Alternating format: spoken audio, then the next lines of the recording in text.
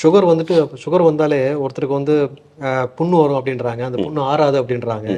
ஆறதுக்கு it will take some time அப்படின்றாங்க. அது gangrene form ஆகும் அப்படின்றாங்க. அப்படிலாம் சொன்னாக்கா அதுக்கு அதுக்கு முழுமையான தீர்வே இல்லையா டாக்டர்? அதுக்கு தான் வந்து நம்ம வந்து சுகர், அதாவது பொதுவாக டைப் 2 வந்து பெருசாக சிம்டம்ஸ் வராது. டைப் 1க்கு சிம்டம்ஸ் இருக்கும், நம்ம தெரிஞ்சிடும். அந்த சின்ன வயசில் வந்து உடலில் எடை குறையும், அதிகமாக நீர் போகும், பசி ஜாஸ்தி எடுக்கும், திடீர்னு இன்சுலின் போடாதனால மயக்கமாகிடுவாங்க.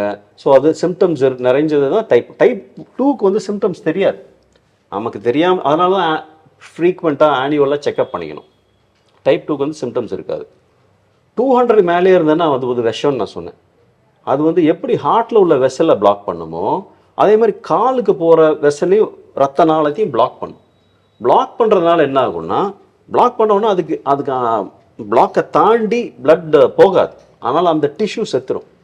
அந்த டிஷ்யூ செத்துறதுனால தான் உங்களுக்கு வந்து புண்ணு வருது, இன்ஃபெக்ஷன் வருது. அது ஒன்ஸ் பிளாக் ஆனோன்னா கேங்க்ரீன் ஆனோன்னு இட்ஸ் அன் எமர்ஜென்சி. நம்ம அந்த கால் எடுத்தாகும். அந்த விரலையோ எங்கே அடப்பு இருக்கோ அது கீழே நம்ம எடுத்தாகணும்.